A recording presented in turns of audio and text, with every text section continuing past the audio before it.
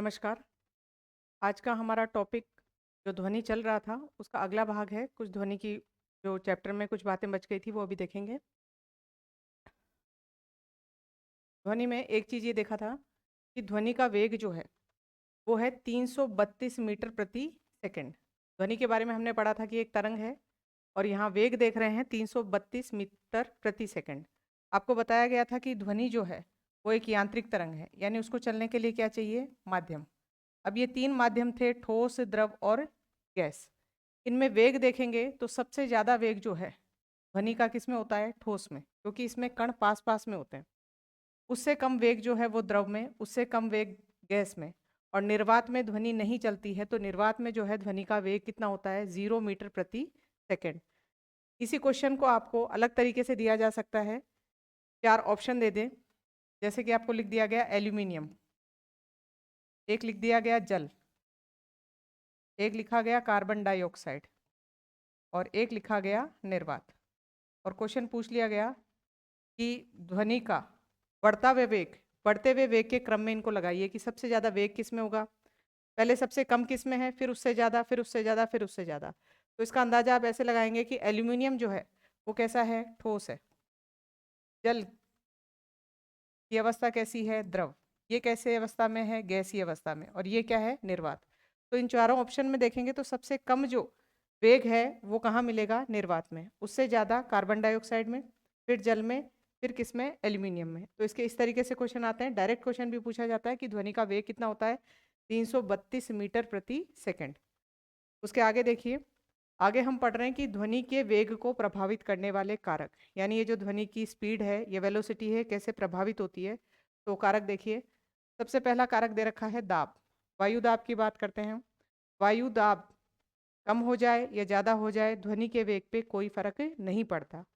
इसमें ये आपको ये ध्यान रखना है कि यहाँ ध्वनि के वेग पर कोई प्रभाव नहीं पड़ेगा। इसमें क्वेश्चन आते हैं, कथन के रूप में पूछा जाता है, या फिर क्वेश्चन ऐसे दे दिया जाता है कि दाब दोगुना कर दिया है वायु दाब, तो ध्वनि का वेग जो है 332 मीटर प्रति सेकंड था, वो कितना हो जाएगा? तो आपको ध्यान रखना है वेग वही रहेगा 332 मीटर प्रति सेकंड। तो इस टाइप के क्वेश्चन पूछे जाते हैं, तो ये ध्यान रखना है। दाब जो है, ध्वनि का वेग वायु के दाब पे निर्भर नहीं करता। अगला कारक है घनत्व और प्रत्यास्था, यानी डेंसिटी और इलास्टिसिटी। घनत्व यदि ज़्यादा होगा तो प्रत्यास्था भी क्या होगी? ज़्यादा होगी। और ये दोनों ज़्यादा हैं तो ध्वनि का वेग भी बढ़ेगा। इस केस को आप देख सकते हैं। ठोस जो होते हैं, ठोस में घनत्व ज़्यादा होता है, इलास्टिसिटी भी ज़्यादा होती है, तभी ध्वनि का वेग जो है उनमें ज़्यादा होता है। यदि घनत्व कम करेंगे तो ध्वनि का वेग भी क्या हो जाएगा? कम हो जाएगा। अगली चीज़ है आर्द्रता। यहाँ पे भी आपको ध्यान रखना है, आर्द्रता बढ़ने से ध्वनि का वेग बढ़ता है। इसीलिए इसमें एक अप्लाइड क्वेश्चन पूछा जाता है कि बरसात के दिनों में ध्वनि जो है वो दूर तक क्यों सुनाई देती है, या आवाज़ तेज क्यों सुनाई देती है, या सीटी की आवाज़ दूर तक क्यों सुनाई देती है। ऐसे क्वेश्चन पूछे जाएं तो आपको बताना है कि आर्द्रता या नमी बढ़ने से ध्वनि का वेग क्या हो जाता है? बढ़ जाता है। एक और देखिए कारक, ध्वनि का वेग तापमान पर भी निर्भर करता है। इसके लिए एक आंकड़ा याद रखना है, ये आपको एनसीईआरटी में दे रखा है कि यदि वायु का तापमान जो है वो 1 डिग्री सेल्सियस बढ़ जाए तो ध्वनि का वेग 0.61 मीटर पर सेकंड बढ़ जाएगा। यानी ध्वनि का वेग यदि 332 मीटर प्रति सेकंड है और मान लीजिए तापमान है 15 डिग्री सेल्सियस, तापमान 1 डिग्री सेल्सियस बढ़ गया तो इस ध्वनि के वेग में ये ऐड हो जाएगा, यानी 332.61 मीटर प्रति सेकंड। तो आपको क्या पता चला कि तापमान बढ़ने से ध्वनि का वेग बढ़ता है, और ये क्वेश्चन पूछे जाते हैं ऐसे। अगला देखिए, पवन की दिशा। आप बोल रहे हैं और पीछे से यदि वायु जो चल रही है, वायु की दिशा आपके बोलने की दिशा में है तो ध्वनि का वेग क्या हो जाएगा? बढ़ जाएगा। हम बोल रहे हैं आवाज इस साइड जा रही है और पवन की दिशा अपोजिट है, श्रोता वक्ता के अपोजिट है, तो ध्वनि का वेग क्या हो जाएगा? घट जाएगा। तो ये चीज ध्यान रखिए इसमें। उसके बाद आगे देखिए, आवृत्ति के आधार पर ध्वनि तरंगों को किस में बांट रखा है। कल आपको मैंने ये चित्र से बताया था कि कंपन की संख्या, यानी ये एक कंपन, ये दूसरा कंपन, कंपन की संख्या प्रति सेकंड में क्या कहलाती है? आवृत्ति। और आवृत्ति को या तो उसका मापक होगा कंपन प्रति सेकंड, या उसका मापक होगा हर्ट्ज। तो हर्ट्ज में नापी जाती है आवृत्ति।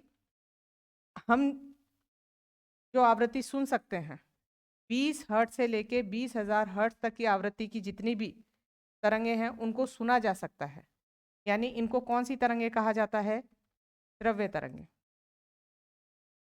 श्रव्य तरंगे जिनको सुन सकते हैं, इन्हीं को आप इंग्लिश में बोलते हो सोनिक वेव्स, यानी ये सुनी जा सकती हैं। तो हम आपस में बातचीत करते हैं, किसी भी चीज़ की आवाज़, जैसे बांसुरी की, ढोलक की, जो भी आवाज़ सुन रहे हैं वो सब, उनकी आवृत्ति 20 हर्ट्ज से लेके कहाँ तक है? 20,000 हर्ट्ज तक। 20,000 हर्ट्ज से ऊपर की बात करें तो ये मनुष्य को नहीं सुनाई देती हैं, और इन तरंगों को बोलते हैं पराश्रव्य। पराश्रव्य तरंगे, या फिर इंग्लिश में बोला जाता है अल्ट्रासोनिक वेव्स।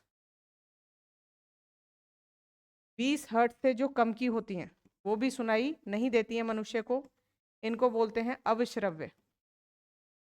इंग्लिश में बोलते हैं इंफ्रासोनिक। ये हर्ट्ज ध्यान रखने हैं, हर्ट्ज का मतलब आवृत्ति बता रहा है। 20 हर्ट्ज का मतलब तरंग ऐसी होगी, यानी ये कंपन दूर दूर है। 20,000 हर्ट्ज का मतलब आवृत्ति बहुत ज़्यादा है। तो इनके बीच में यदि कोई तरंग है तो वो सुनाई दे रही है, वो श्रव्य तरंग कहला रही है, उसको हम सोनिक वेव्स कहते हैं। 20,000 हर्ट्ज से ऊपर की आवृत्ति है तरंग की तो उसे पराश्रव्य तरंग बोलते हैं, अल्ट्रासोनिक। और 20 हर्ट्ज से कम की है तो उसे क्या बोलते हैं? अवश्रव्य तरंग। अब ये भी नहीं सुन रही हैं, ये भी नहीं सुन रही हैं, इनके कुछ यूज हैं, वो ध्यान रखिए। अवश्रव्य तरंगें जो हैं सुनाई नहीं दे रही, लेकिन कुछ जीव जंतु सुन सकते हैं, जैसे कि हाथी है, कुत्ता, बिल्ली, ये सब इन तरंगों को सुन सकते हैं। अब ये आवाजें आती कहाँ से हैं? भूकंप के समय या लैंडस्लाइड यानी भूस्खलन हो रहा है तब ये आवाजें निकलती हैं, हमें सुनाई नहीं देती हैं, लेकिन हाथी है, कुत्ता है, बिल्ली है, इन जानवरों को ये आवाजें सुनाई देती हैं। तभी उन्हें ये जो प्राकृतिक आपदा आ रही है उससे पहले महसूस हो जाता है। पराश्रव्य तरंगों की बात करेंगे तो पराश्रव्य तरंगें भी हमें सुनाई नहीं देती। पराश्रव्य तरंगों के कुछ यूज जो हैं वो ध्यान रखने हैं।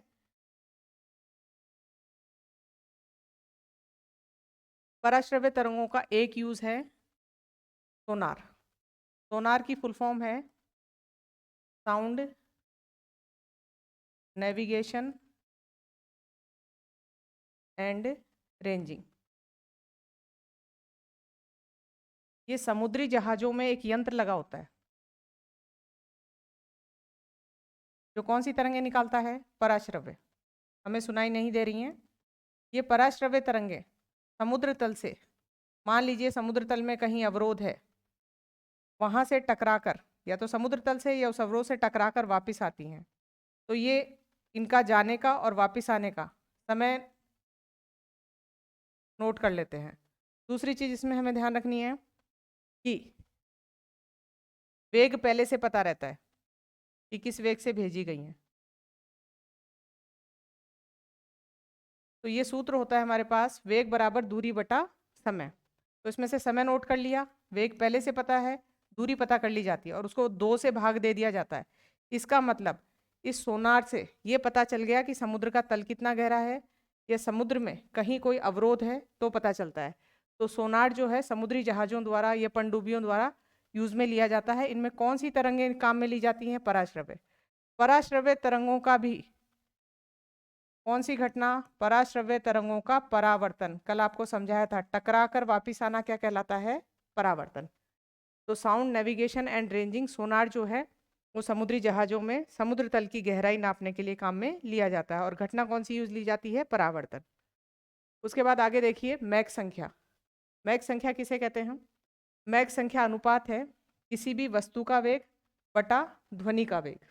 अब इसमें देखिए, वस्तु का वेग, वेग किस में नापा गया? मीटर प्रति सेकंड में। ध्वनि का वेग भी किस में नापा गया? मीटर प्रति सेकंड में।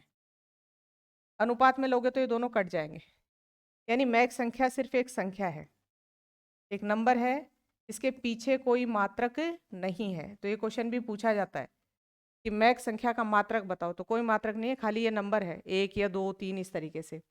अब आप देखिए वस्तु का वेग मान लीजिए 332 मीटर प्रति सेकंड ही है, जितना वायु का इसका ध्वनि का वेग है। तो नीचे भी ध्वनि का वेग कितना 332 मीटर प्रति सेकंड, दोनों यदि कटेंगे तो कितना आएगा 1, यानी मैक संख्या कितनी आ गई 1। यानी कोई भी वस्तु जब ध्वनि के बराबर वेग से चलती है तो मैक संख्या कितनी आ रही है 1। मैक संख्या जो है विमान है, जेट विमान है, इनकी स्पीड या इनका वेग दर्शाने के लिए किसको काम में लिया जाता है, मैक संख्या को। यदि कोई विमान मैक संख्या यदि कोई विमान किसके ध्वनि के वेग के बराबर उड़ रहा है तो उसका वेग मैक में कितना होगा 1। अब इसी को आप डबल कर लीजिए, मान लो विमान की स्पीड है 464 मीटर प्रति सेकंड, तो मैक संख्या निकालोगे तो ये आ जाएगी 2। यानी कोई विमान 2 मैक से उड़ रहा है, इसका मतलब ध्वनि के किससे डबल वेग से उड़ रहा है। तो एक तो आपको ध्यान रखना है मैक संख्या किसका अनुपात है, ये क्वेश्चन पूछा जाता है, वस्तु का वेग बटा ध्वनि का वेग। दूसरा क्वेश्चन ध्यान रखना है मैक संख्या का मात्रक, तो मैक संख्या का कोई मात्रक नहीं है, ये एक अनुपात है, एक नंबर मिलेगा खाली। तीसरी चीज मैक संख्या कहाँ काम आती है, विमानों का वेग जो है दर्शाने के लिए किसको काम में लिया जाता है, मैक संख्या को। विमान हो गई, मिसाइल हो गई, इनका वेग। दूसरी चीज इसमें आगे ये देखेंगे कि ये जो है अगर कोई मैक संख्या 1 है, एक मैक संख्या से कोई प्लेन उड़ रहा है तो उसे बोलेंगे सोनिक प्लेन। सोनिक प्लेन का मतलब है वो ध्वनि की स्पीड के साथ ही उड़ रहा है, जितनी ध्वनि की स्पीड है उतनी ही उस प्लेन की स्पीड है, उसे क्या कहा जाएगा, सोनिक। अगर उससे कम है, मान लो 0.5 है, यानी ध्वनि से वेग कम है, तो उसको बोलेंगे सब सोनिक प्लेन। और यदि मैक संख्या 2 है, इसका मतलब ध्वनि से डबल स्पीड है उसकी, ध्वनि से डबल स्पीड है, तो ऐसे प्लेन्स को बोलेंगे अपन सुपरसोनिक।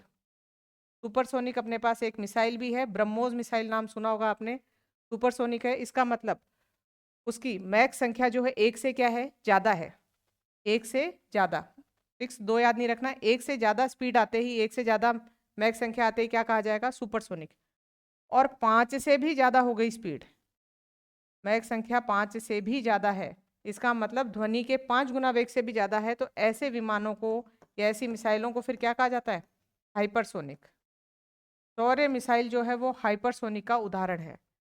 तो ध्वनि के वेग से कम वेग है तो सबसोनिक, ध्वनि के वेग के बराबर है तो सोनिक, और ध्वनि के वेग से ज़्यादा है यानी मैक संख्या 1 से ज़्यादा है तो सुपरसोनिक, और मैक संख्या 5 से ज़्यादा है तो क्या कहा जाएगा, हाइपरसोनिक। इनमें तो विमानों की स्पीड आएगी, यहाँ देखेंगे तो मिसाइल है ब्रह्मोस मिसाइल, यहाँ कौन सी है, यहाँ ब्रह्मोस, और यहाँ कौन सी है, शौर्य मिसाइल। तो ये मैक संख्या से संबंधित आपको बता दिया। अगली चीज इसमें देखिए,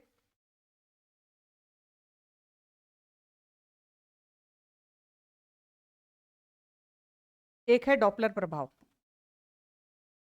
डॉपलर प्रभाव क्या होता है,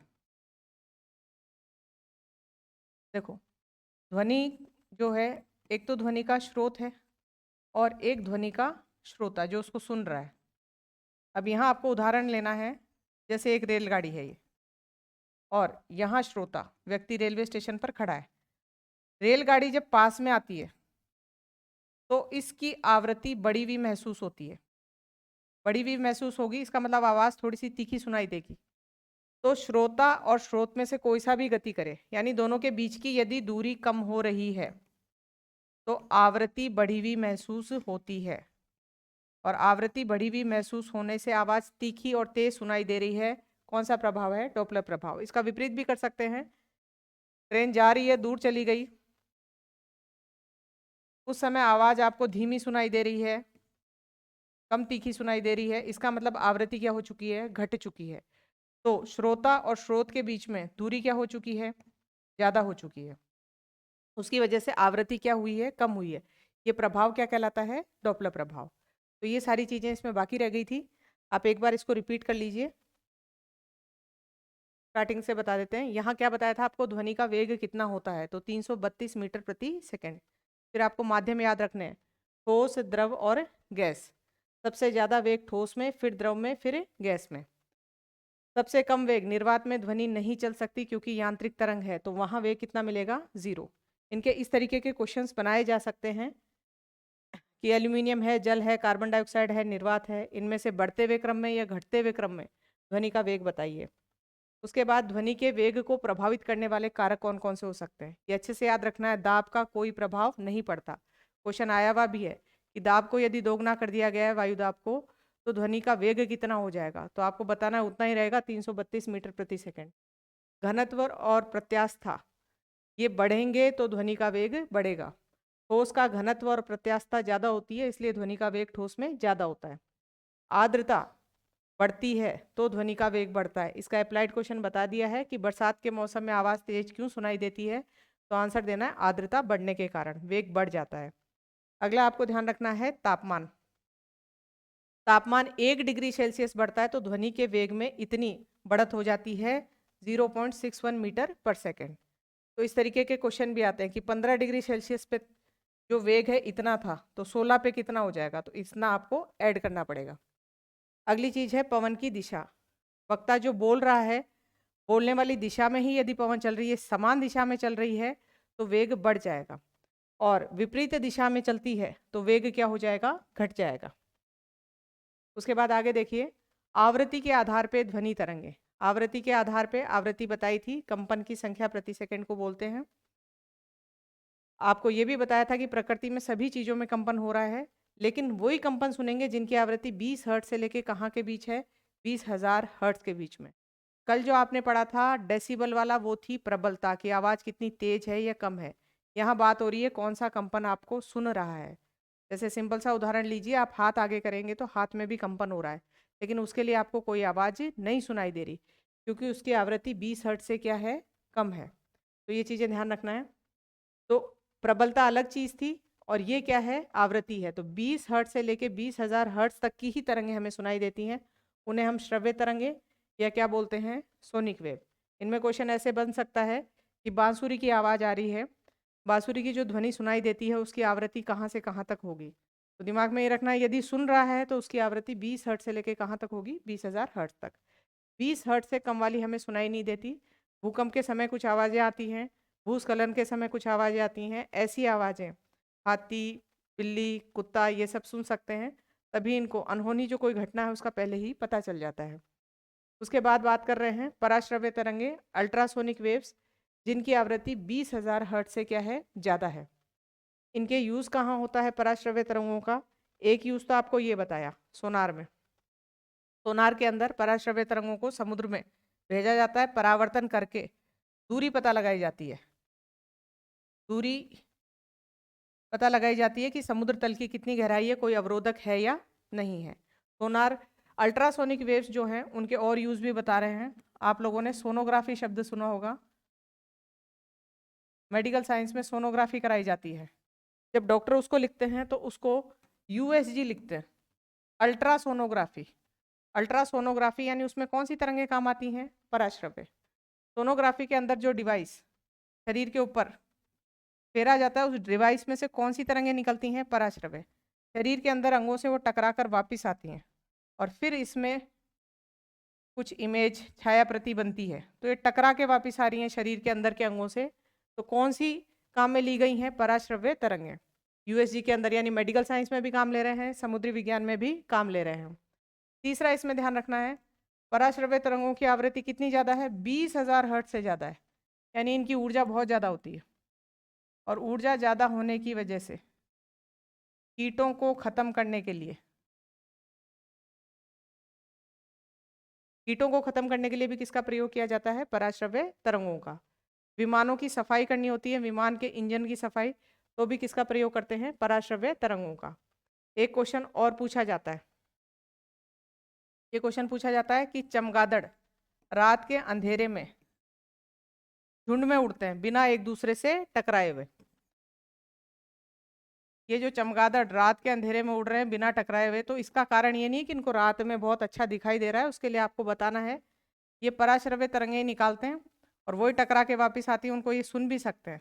तो इस परावर्तन घटना से ये पोजीशन पता लगा लेते हैं एक दूसरे की, कहाँ उड़ रहे हैं। इसका मतलब यदि क्वेश्चन पूछा जाए कि ये चमगादड़ रात के अंधेरे में झुंड में बिना एक दूसरे से टकराए हुए आसानी से उड़ सकते हैं, उसका कारण क्या है, तो आपको आंसर देना है पराश्रव्य तरंगों के परावर्तन पे आधारित है ये। अगली चीज देखिए, मैक संख्या बताया था। मैक संख्या अनुपात है वस्तु का वेग बटा ध्वनि का वेग। इसका कोई मात्रक नहीं है, मात्रक दोनों कट चुके हैं। अगर मैक संख्या 1 आ रही है, इसका मतलब वो वस्तु का वेग किसके बराबर है? ध्वनि के वेग के बराबर। वो कोई प्लेन या कोई वस्तु चल रही है, उसको बोलेंगे सोनिक। 1 से कम आ रही है मैक संख्या, सब सोनिक। 1 से ज्यादा आ रही है सुपरसोनिक। 5 से भी ज्यादा आ रही है, कौन सी है? हाइपरसोनिक। तो विमान और मिसाइल जो हैं उनका जो वेग है वो किस में दर्शाया जाता है? मैक में। लास्ट बताया था आपको डॉपलर प्रभाव। डॉपलर प्रभाव का ऐसे ध्यान रखना है कि एक तो ध्वनि का स्रोत है और एक है श्रोता।